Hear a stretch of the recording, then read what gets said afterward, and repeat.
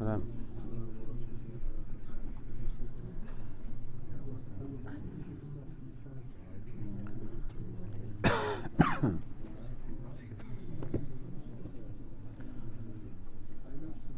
السلام عليكم ورحمة الله وبركاته. بسم الله الحمد لله والصلاة والسلام على رسول الله وعلى آله وصحبه ومن والاه أما بعد. Brothers and sisters, welcome. Firstly, I'd like to apologize. There's been a number of cancellations in the last few weeks, and so apologies for the inconvenience, or at times, people come having made plans to attend the Halaqah and it's cancelled, and so my apologies for that. We are continuing our discussion relating to divorce, and so a portion of Surah Al-Baqarah, a number of verses, deal with the matter of divorce. And so those of you who are not married can take leave. No. It's important for us to know, it's not expected that every Muslim is going to know the fine details and the legislation of Allah subhanahu wa ta'ala in relation to divorce. But it's important to have an overview in every sort of chapter of fiqh that relates to me or will relate to me in the future, to know just the overall rulings without knowing the specifics. If a person finds themselves in need of clarification, then they can ask from scholars and ulama, but it is important that a person has just the framework in their mind. And so this discussion in Surah Al-Baqarah began in what we talked about, ila, and that is when a person takes an oath not to have marital relations with his wife for one reason or another, and then Allah subhanahu wa ta'ala says once that period of 4 months is complete, and so a person takes an oath and 4 months have passed, then either they are to break their oath or divorce will apply, and so they have to divorce. They have a choice between the two. They cannot leave the marital bed or have no physical relations indefinitely unless there is agreement on both sides. Then that does not matter. So that is where Allah subhanahu wa ta'ala mentions divorce in this surah. Now we are on verse number 229. And so before we move on, does anybody remember what is the definition of talaq? Or how would you define talaq? What is talaq? What is the talaq? We hear it all the time. What is talaq? Complete breakdown of the marriage, so that there is the sexual relationship is not permissible anymore, and the people will then separate completely. Is the ending of the nikah contract an agreement when it is completely finalized? This is known as talaq. We said previously that talaq comes from the word atlaqa, to release, and so releasing a person from the obligations of the marriage, and this is why it is usually in the authority of the husband, because it is the husband that releases the wife, right? So it is given. This is why it's known as talaq. So when a woman is not happy in a relationship, she asks her husband, she says what? Release me from this marriage. Give me talaq, i.e. release me from this marriage.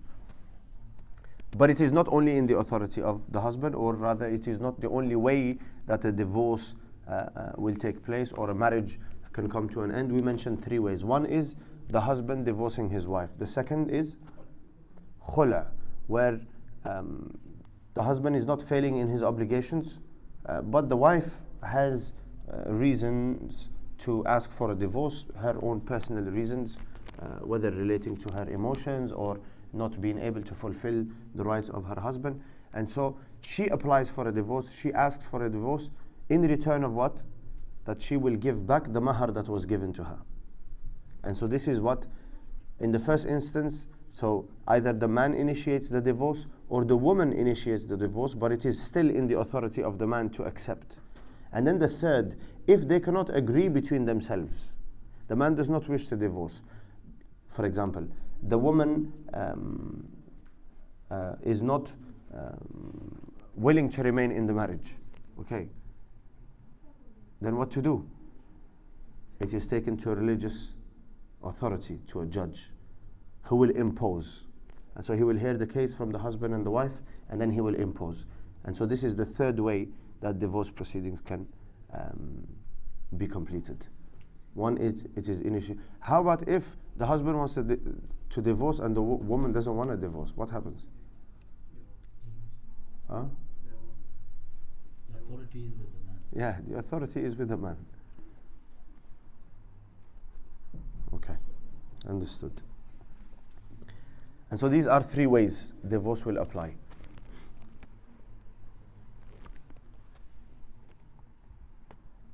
The second sort of general ruling is that divorce will only apply 3 times between a couple. And this is what ayah 229, الطلاق مرتان فإمساك بمعروف أو تسريح بإحسان. In the past, in the culture, Arabian culture, in the time of Rasulullah, the man had this authority of talaq and would utilize it in order to harm the wife. And so, let's say for example, we know that talaq is retractable, right? When the husband pronounces divorce, there is a waiting period. In that waiting period, a husband can retract the divorce, and so they do not have to marry again. They just continue life as husband and wife. But that one strike is counted, right? The husband can only retract the divorce if it is the husband who initiated the divorce. If it is the wife who initiated the divorce, then it will be unfair, because she has paid mahar and he has granted her her request, and so he cannot retract and he cannot take her back into his marriage. Likewise, if a judge makes a decision, he can't just say, well, I take you back into marriage. No. In that instance, the woman has to be consulted, she has to agree, and they have to remarry. Okay. But what would happen is that a man would divorce his wife, and then she'll go through her waiting period, and just before the waiting period ends, he will retract the divorce and says, I take you back. And then he'll divorce her again. And she is living in this not married, not divorced. And so Allah subhanahu wa ta'ala gave 3 chances for a marriage too.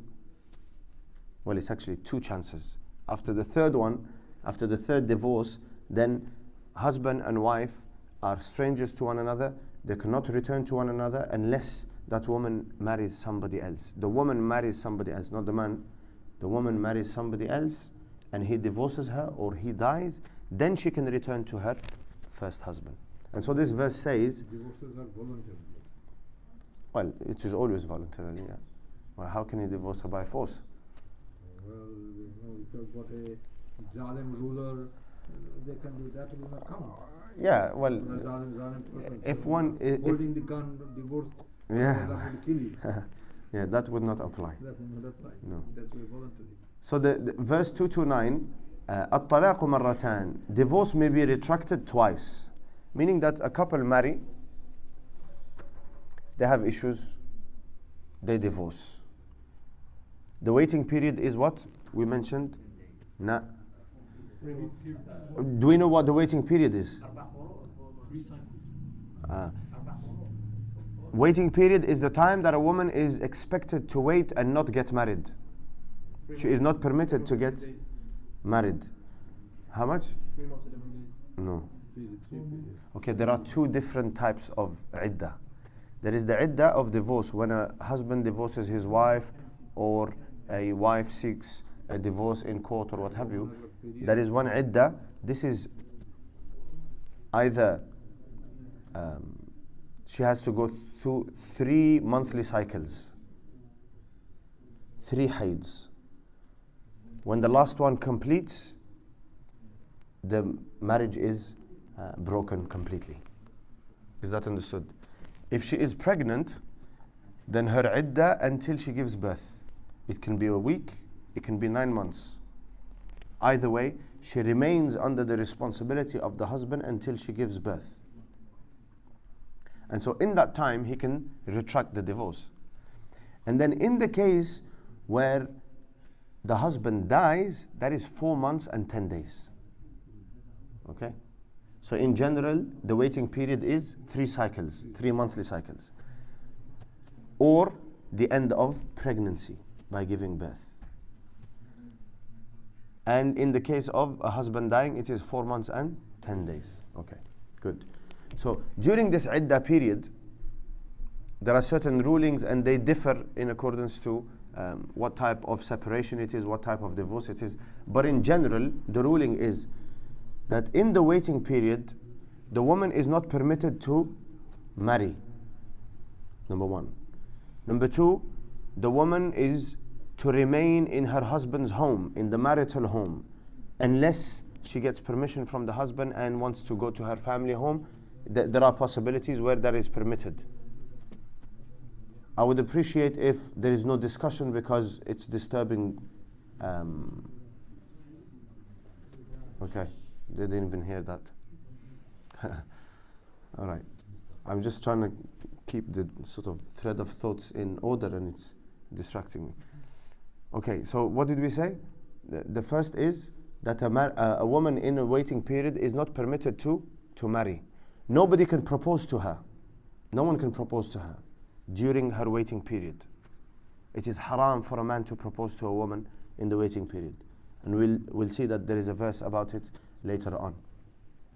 Number 3, she is to remain in the marital home. She lives in the marital home. Allah subhanahu wa ta'ala says, لا تخرجوهن من بيوتهن ولا يخرجن. Do not drive them out of their homes, and they themselves should not make a decision to leave their homes. In exceptional circumstances, there is leeway for them to go to their, for a woman to go to her parents' home. Okay. During the iddah, a woman is not permitted to spend the night outside of her home. She should not spend the night outside of her home. She should not travel the distance of, the journeying, like we 50 miles or what have you, outside of her city or her place, dwelling place. She's not permitted to do that. Okay. In the case of a woman whose husband has died, she is not even permitted to adorn herself with jewelry. Makeup and all of these things are not permitted for 4 months and 10 days. She is permitted to go out of her home for necessity, for her needs, or if she is working or she's in education, things of that sort, it is permissible.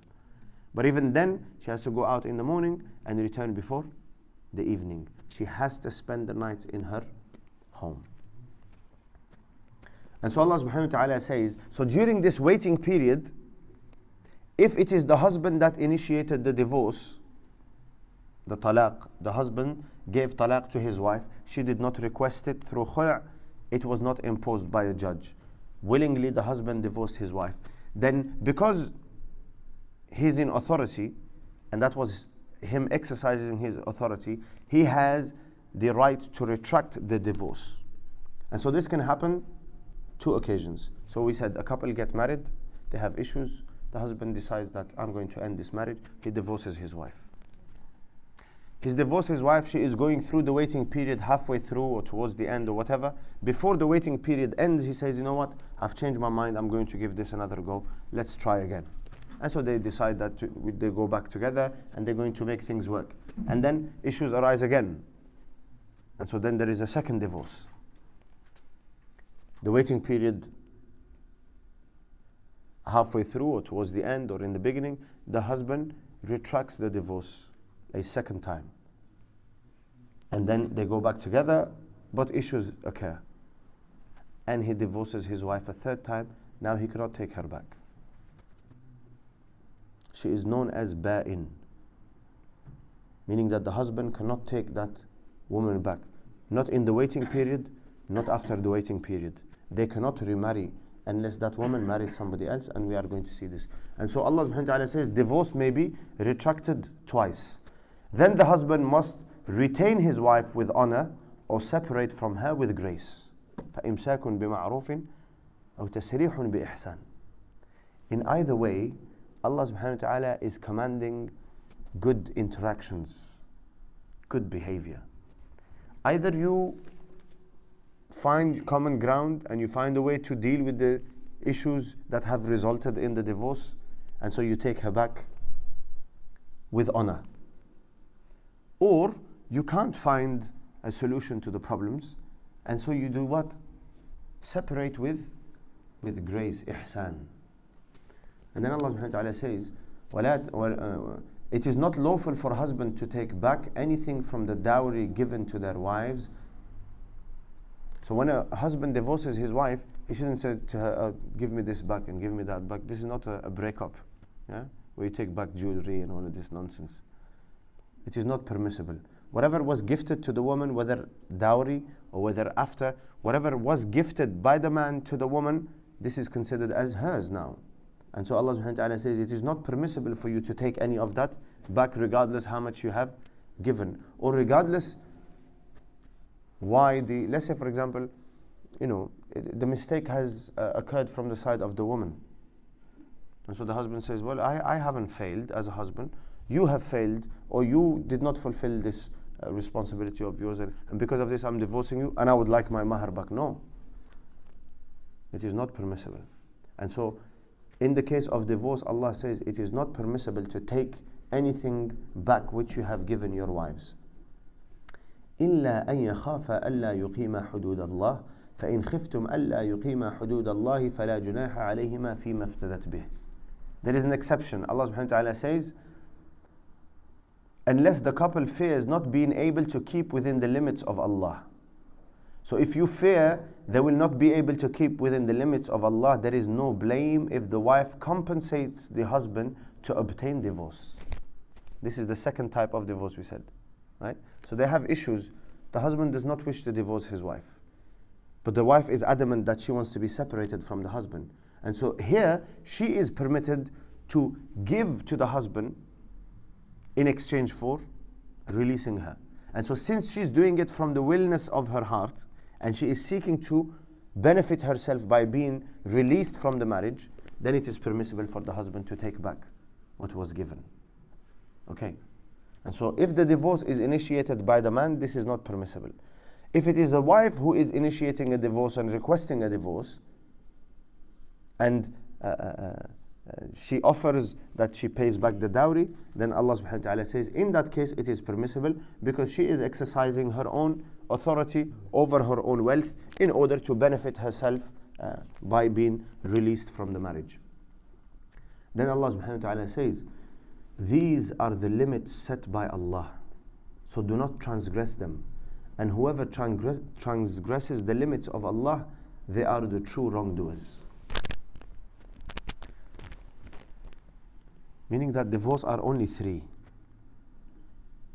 Once the third divorce has applied, no matter how you try to explain it or how you try to work around it and find loophole or fatwa or XYZ, Allah says the limits of Allah are very clear. So do not transgress them. Is it 3 or 2? After the third one. Yeah, after the third. After the third one, is she so the talaq after the third talaq, so does she have a waiting period again? Or yes. After the third, the question is after the third talaq, the difference between the waiting period in the first, second talaq and the third talaq, there is one difference, is that in the first talaq, the wife is actually still considered the wife of that husband. They are still married until the iddah comes to an end. Which means, for example, if they're living together in the same property, she can go around without hijab and beautify herself, there's no problem. He can be alone with her, there's no problem. In the first talaq, after the first talaq and after the second talaq. And he has a responsibility to provide her with shelter, food and clothing, her necessities, because she is under him. And if he dies in that time, then she will inherit, because she is still his wife. The divorce has not been finalized. When the third divorce happens, she is no longer his wife. The woman is no longer. So although she will remain in the same property, because Allah does not want for her to be thrown out, right? And so Allah subhanahu wa ta'ala says, for the waiting period, let her remain in her home until she can find other arrangements. However, the husband is not responsible for her maintenance. That's one. And number two, she is a stranger to that husband. So they may, if they have to, they may live in the same property or the same home, but she will consider herself a stranger from him, which means she will adorn hijab whenever she is in his presence.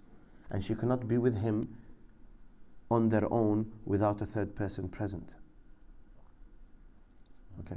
And so in the case where there are no adult children and there is no other family member living with them, then it becomes extremely difficult.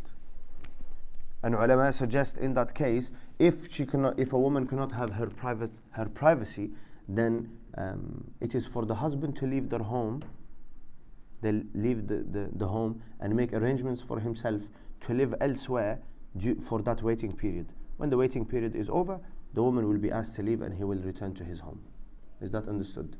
So you know the difference. And sorry, after the first and second divorce. During divorce, during the waiting period, marital relationship is not allowed. Okay. So after the divorce, the first and the second, if a man sleeps with his wife, according to most, he has taken her back. That's the correct view. That is the correct view.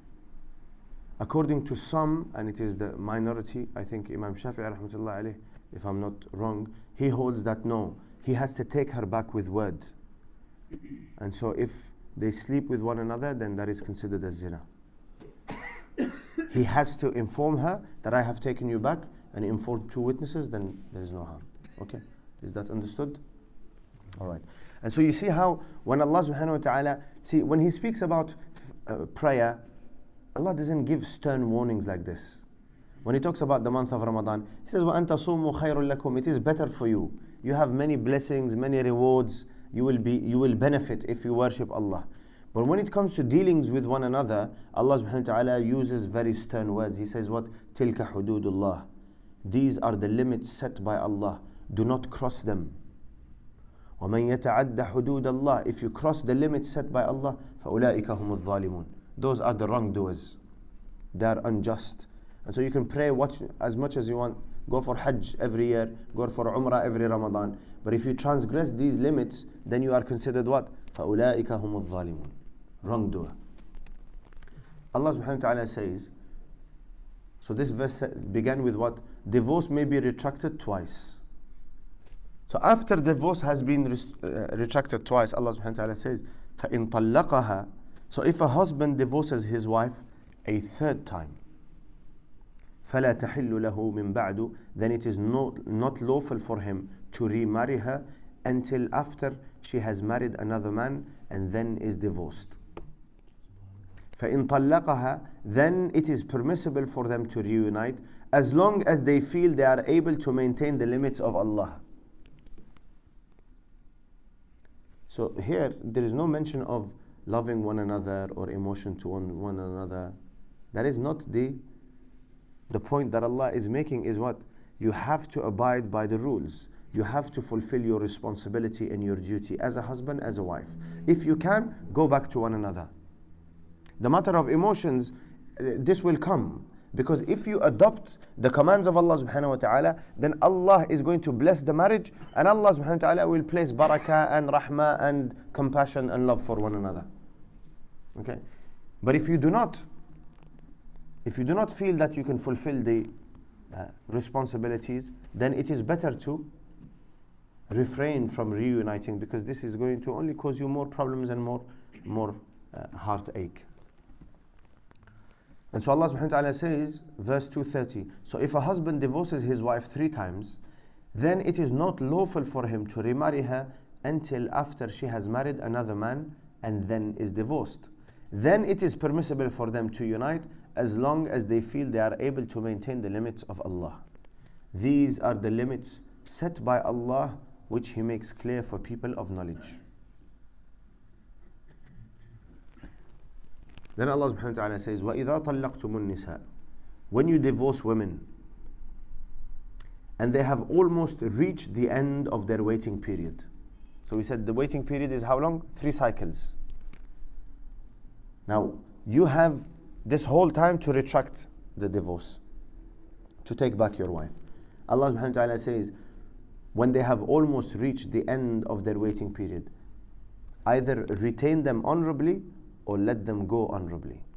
Make a decision for yourself. About this, there is a narration mentioned in Tafsir that a Sahabi radiallahu anhu divorced his wife.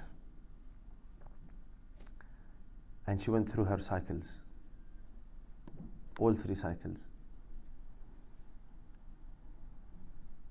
And her, when her menses stopped, she got ready to take a bath, her ghusl. And so she closed her door and prepared the water and removed her clothes.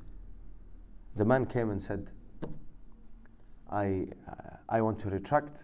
I apologize for whatever has happened, and I wish to take you back as my wife. And so she said, well, the menses have ended. So they went to Sayyidina Umar bin Khattab radiallahu anhu, who ruled that actually you still have, you are still permitted to take her back because she has not yet purified herself for salah. And so it was just what? This is the last minute. Right? But this is, a ruling came out of this, Yes. that is implemented, that if you have the right to retract the divorce all the way until a woman has purified herself for salah. Anyway, Allah subhanahu wa ta'ala says, when the end comes, then make a decision for yourself. Either you take her back honorably. You are not permitted to take her back just to harm her. Right? Take her back and, I'm just going to make her life hell for whatever she has done to me.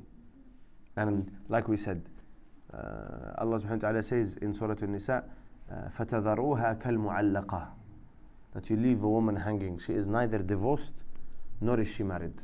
She does not benefit from a good relationship, and she is not able to move on with her life. And so Allah subhanahu wa ta'ala says what? Either retain them honorably or let them go honorably. And so, people who say, well, Islam has given the authority of divorce only to the man and this is unfair. But they do not see how in all of this Allah subhanahu wa ta'ala is not putting any responsibility on the woman. It is all on the man. All of these warnings and these rulings are specifically for the men, because a woman cannot choose to go back into a marriage or retract a divorce. It's not in her control. And so Allah has given this authority, but He has given a lot of responsibilities and a lot of warning that do not be unjust, because doing injustice in this case is going to land you in the punishment of Allah subhanahu wa ta'ala. Either retain them honorably or let them go honorably. And so, and look at this, Allah subhanahu wa ta'ala is talking about, this is in the time of divorce. Treat them honorably. We fail to do that in the time of marriage. When divorce is mentioned, is full-blown war. We deal with this as imams. Full-on war from both sides, man and woman. And you think to yourself, just a few weeks ago you were sharing the same bed, the same meal, the same house. How can so much animosity and hatred that you don't have for maybe an enemy outside? And the reason for that is what? Emotions. That shaitan works on the weakness of of the man, the weakness of the woman, which is what? Emotions. And so we do things and we act in a way that we would not consider appropriate just at work. You know, you're fired. You don't just go haywire shooting everybody. I said, you accept you've been fired, you take your last check and thank you very much and you go away. Right? You don't cause, you know. But when it comes to marriage, we want to destroy everything. I'm going down, I'm taking everybody down with me. And we laugh about it, but it's unfortunate because you don't realize that other family members also get caught up in this. So parents are then caught up with it because they have to side on this. You know, we're not the ideal Muslim community that we're going to stand by the command of Allah and by justice. Generally, parents will take the side of their children. And so parents are now fighting one another, siblings are fighting one another, and then if you're married within family, then Allahu Akbar, you know, it becomes like full ghazwa, right? Some people have to side on this side, who's going to side on this one? You can't have, there is no a'raf and in between, not allowed. You know, you have to take your pick, which side are you on? All of this is for what? Emotions. Whereas Allah subhanahu wa ta'ala says, honorably, mistakes happen. Yes, you were hurt. Be honorable. Be the greater person. If you cannot forgive, at least deal with a person, you know, humanely, right? With respect and dignity. If you can't respect them, then respect yourself and dignify yourself. Not to say and do things that are inappropriate, that your own children are going to see. Huh? Whether it is the husband or the wife. Who gets caught up in all of this? The children. And they hear insults and, you know, abuse and all of these things from the people they consider their role models and the people they love the most. And so what's left for that child? If he grows up in that and he witnesses this, how are they going to trust anybody else? And how do you expect them to form good relationships with other people when they see that mom and dad are, you know, at each other's throats? They use them as a weapon. This is coming. I refrained from mentioning that because I don't want to, you know, some suspense is good. But it's coming. Qur'an does not leave a stone unturned when it comes to what? Preserving the family structure and society. This is why Allah has revealed these verses. You know, Allah does not care for your emotions. This is important to remember. He does not, you know, you can hate someone, doesn't matter. It's okay for you hate. You're not, you know, they've done you wrong, so you can hate them, no problem. Allah cares that you deal in an appropriate way. This is why He says, وَإِنْ عَاقَبْتُمْ فَعَاقِبُوا بِمِثْلِ مَا عُوقِبْتُمْ بِهِ. When you are harmed, then and you are going to retaliate, then retaliate in the proportion that is, you know, acceptable. Don't exaggerate and do not cross the limits. Then Allah subhanahu wa ta'ala says, so when you've divorced a woman and the end of their waiting period has come, then you have to make a decision for yourself. Either you retain them in your marriage honorably or let them go honorably. And then just in case we didn't understand, Allah subhanahu wa ta'ala says, He specifies, but do not retain them only to harm them or to take advantage of them. This is to whom? Again, this is to the man, not to the woman, because she's not, this is directed to the man who has authority of divorce. Do not retain them only to harm them or to take advantage of them. Whoever does that surely wrongs his own soul. You think you're getting a leg over, or whatever the saying is. You think you're, you know, in control, or you are benefiting and you are harming somebody else. Allah subhanahu wa ta'ala says you are wronging your own, you're doing wrong to your own self. Because when you come to me and I have authority over you, I will make you taste a punishment that you cannot inflict on anyone else. فَيَوْمَئِذٍ لَا يُعَذِّبُ عَذَابَهُ أَحَدٌ, Allah says. On that day, no one can inflict as much punishment and pain as Allah can. So He says, you know, beware. Whoever does that surely wrongs his own soul. Do not take Allah's revelations lightly. وَلَا تَتَّخِذُوا آيَاتِ اللَّهِ هُزُوًا. Allah doesn't say this about prayer and fasting and hajj. No, no. Because He knows that as a believer you are going to, these things are relating to Allah. And so you are going to honor prayer. Even if you don't pray, you're going to honor prayer. Even if you don't fast, you're going to honor the fast. Even if you don't perform hajj, you're going to honor. But when it comes to dealing with one another, this is where the downfall is. And so Allah subhanahu wa ta'ala says, put Allah into the equation. Don't deal with each other like there is no akhirah, there is no judgment day, Allah is not watching, there is no rulings. No, no. Deal with one another while you're aware that Allah subhanahu wa ta'ala is watching and He's hearing. And ultimately He's going to judge.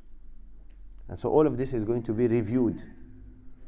And if I have wronged, then Allah subhanahu wa ta'ala will take me to task.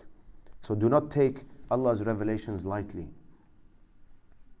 They say that once in the time of Rasulullah sallallahu alaihi wasallam, he was informed of a man who divorced his wife 3 times in one go.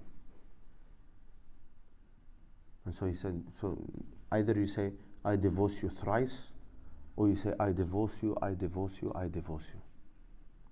Because you have 3 wickets, 3 strikes, right? And so to take them all in one go, Allah subhanahu wa ta'ala says, Rasulullah said, he said, how can the commandments of Allah subhanahu wa ta'ala be taken as a plaything and lightly whilst I am still alive among you? Right? Don't do that. Just because you heard or you watch some drama where the husband says 3 times and most people that come with this question, they honestly believe that you have to repeat it 3 times for it to be applicable. Like the first time. I don't understand. You don't do that in anything else. You don't do it in nikah. We only say, yes, I accept once. You don't go around saying, I accept, I accept, I accept. Although in some cultures they do. Yes. Some cultures they do. Just in case the guy didn't know what he's signing up to. But yeah, in every other contract, you don't have to repeat yourself.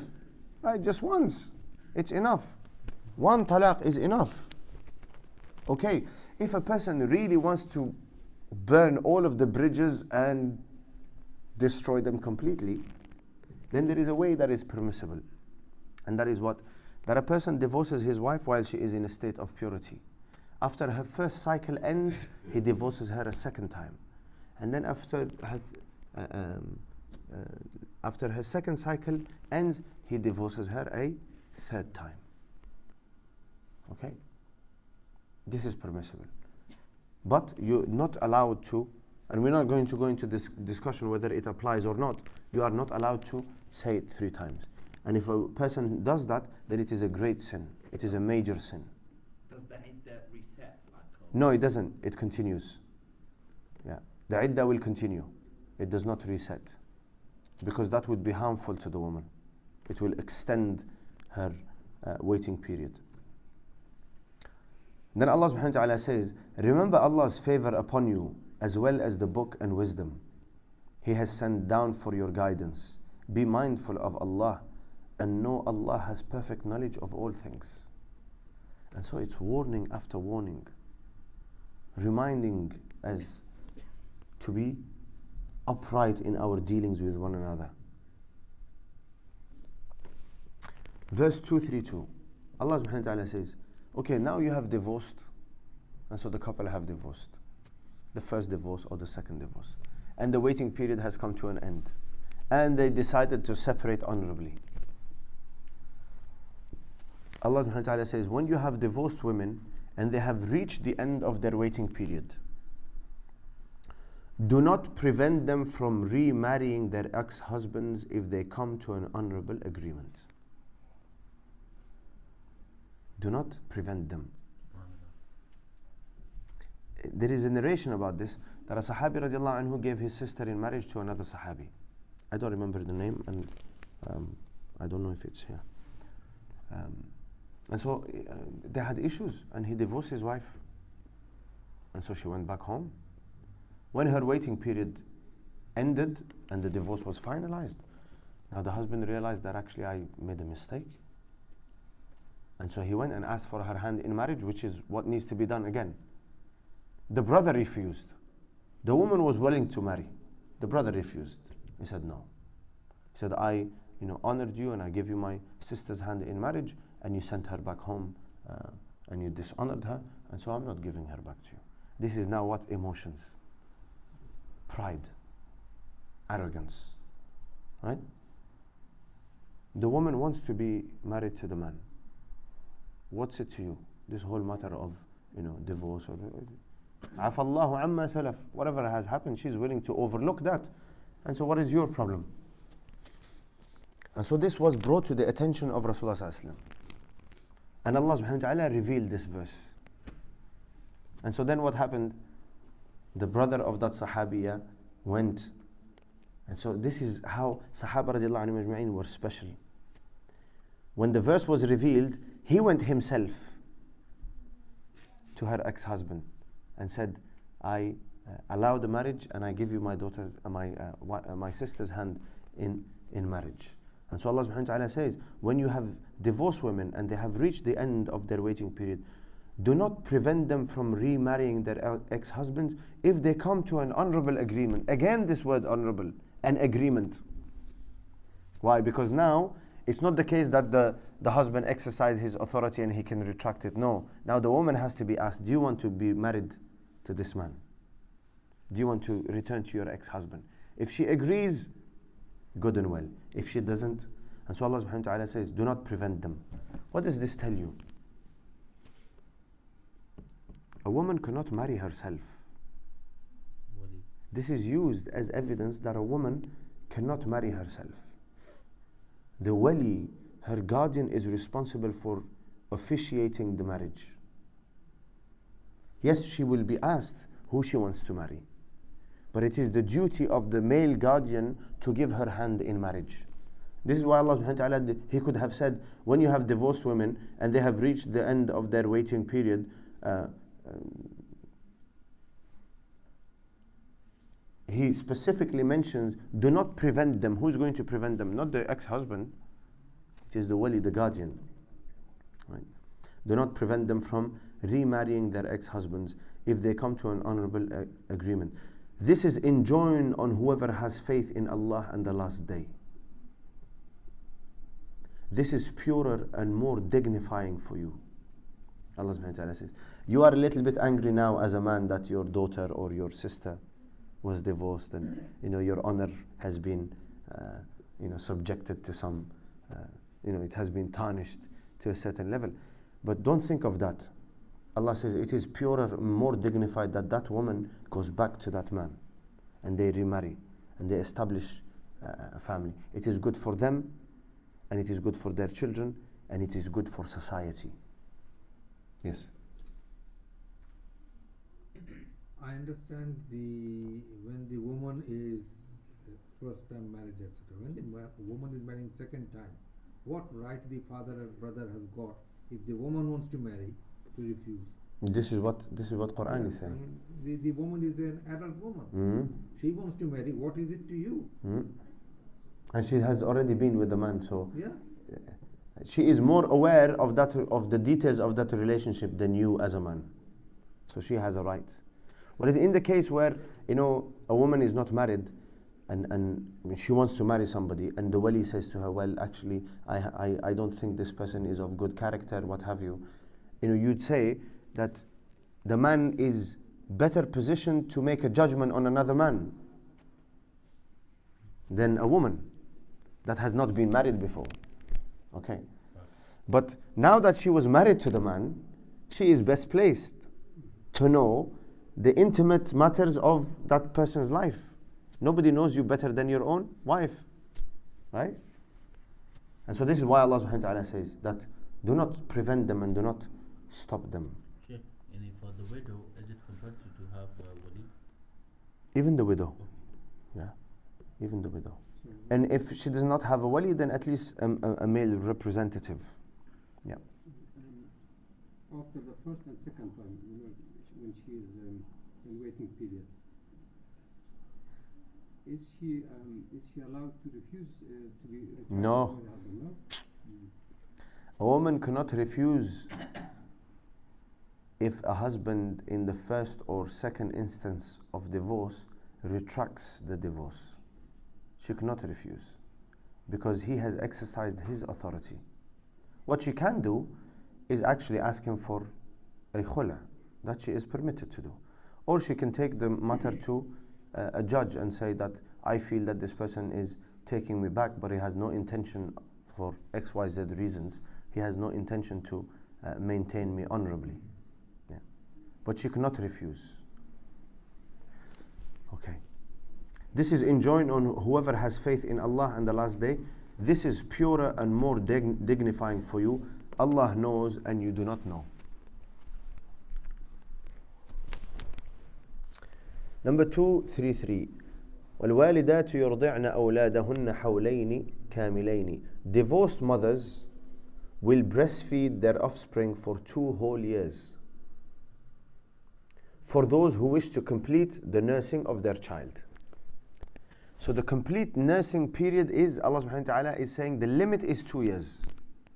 He hasn't put a minimum, but he says that the maximum is what? If you want to complete nursing is 2 years. And so this is not an obligation. This is Allah subhanahu wa ta'ala highlighting the time. Just like when Allah says that the men can marry mathna, 2, 3 or 4. This is not an obligation. This is Allah subhanahu wa ta'ala setting out limits. Okay. So divorced mothers will breastfeed their offspring for 2 whole years for those who wish to complete the nursing of their child. The child's father will provide reasonable maintenance and clothing for the mother during that period. Because she is what? She is breastfeeding his child. And so he has to maintain her. Maintenance and clothing for the mother during that period.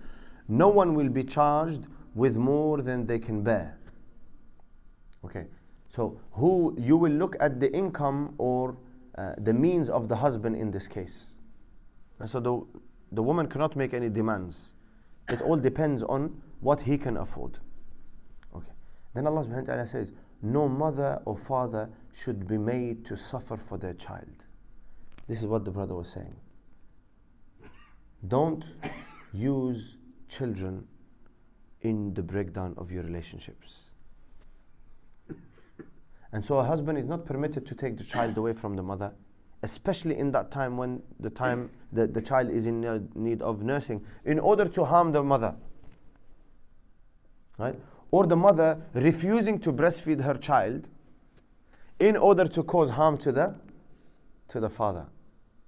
And so children should not be affected or should not be used in this in harming one another or causing one another to suffer. No mother or father should be made to suffer for their child. The father's heirs are under the same obligation. Meaning that, let's say for example, the father has died and the woman is breastfeeding. And so the money for her maintenance should come out from the wealth of the father. If the father has left no wealth, then the heir of her husband will be responsible. So his brother and father will be responsible to maintain that woman, at least for the period of the breastfeeding period. But if both sides decide after mutual consultation and consent to wean a child, then there is no blame on them. You hear this? Allah subhanahu wa ta'ala is saying that your relationship has broken down, you have divorced, that child belongs to the both of you. And so decisions about that child should be made in consultation with one another. It is not for the mother to just decide that I'm going to wean the child. Okay, she can decide that I no longer want to breastfeed the child. She's entitled to that. But then the husband can find somebody else to breastfeed the child. And this is what the later on verses will mention. Okay? And so the decisions for that child should be made with what? Consultation. This is in weaning off a child. This is just, feeding. How about education? How about marriage? People come and, especially in the case of sisters, I've had this on a number of occasions. I would like to get married, I'm doing nikah, blah blah, this is the man, blah blah blah. I said, your parents approve? Yeah, my mother approves, my father, I don't have any relationship with him. Okay, you make excuse for the young girl because she doesn't know any better. But what about the mother? And what about the father? Where are they? When a woman has to come and fend for her own self, 18, 19, 20, 25, whatever it is, the age, right? She's fending for her own self. Where are her parents? Where is the guardianship? And so a decision such as that one should not be made in the absence of the, okay, if the father has completely, deserted and we don't know where he is and we have no contact, it's a different matter. And it shouldn't come to that point. Not from the man's position, not from the woman's position. And so these are clear messages of the Qur'an that don't use children in your, your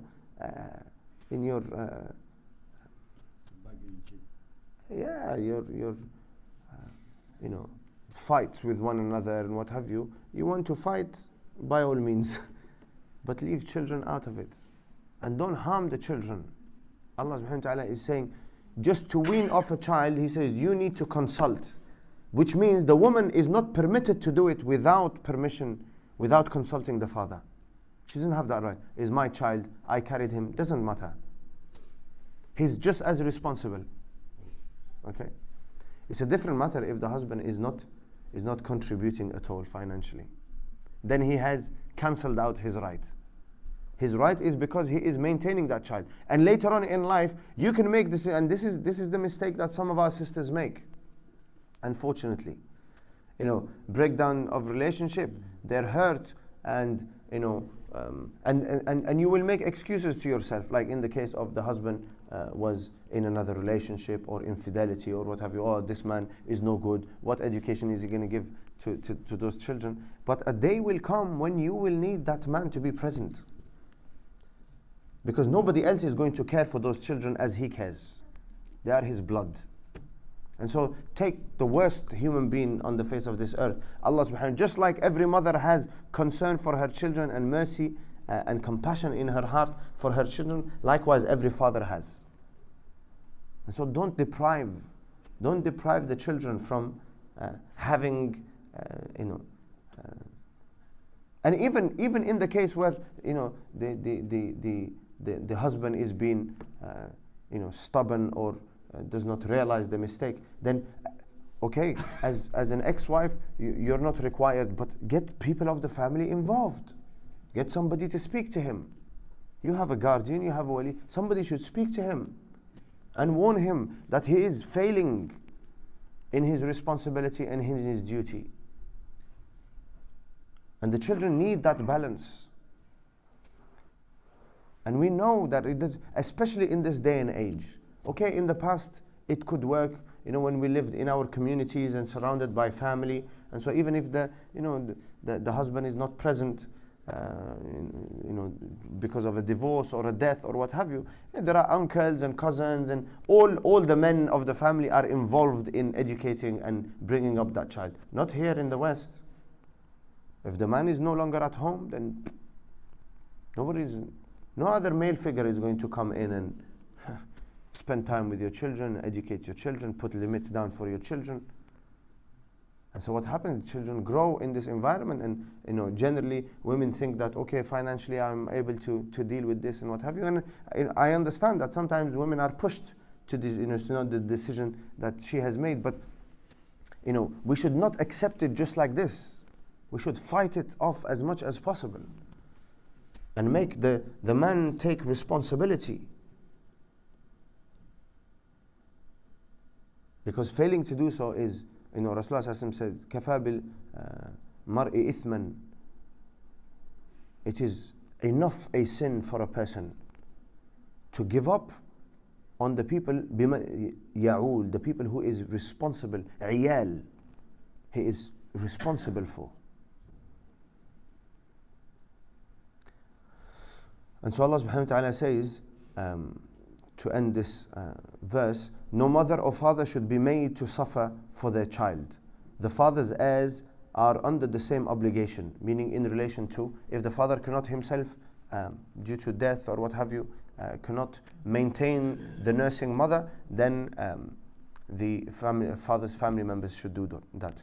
But if both sides decide after mutual consultation and consent to wean a child, then there is no blame on them.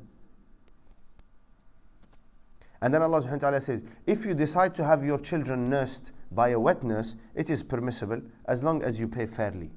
And Allah Azza wa Jal says, وَاتَّقُوا اللَّهِ, be mindful of Allah and know that Allah is all seeing of what you do. He's watching what you are doing. Now divorce is done. Allah is saying this about how you treat one another in relation to your children. Allah is watching. He knows how you are dealing with each other. He knows whether you are fulfilling your duty and responsibility to that child or not. And so, put Allah into the equation. We ask Allah subhanahu wa ta'ala to grant us more understanding of His blessed Sharia and to allow us to live accordingly. Any questions that have not been answered? I think we gave. Remember, there is another difference, I think. If the woman who has been divorced is beyond the menstrual period age, then it's 3 months. yes. Mm-hmm. So if a woman is divorced and either she has gone above menopause or she could have a health condition where she does not have regular monthly cycles, or she doesn't have monthly cycles at all, then she will count her waiting period as 3 months. Yeah.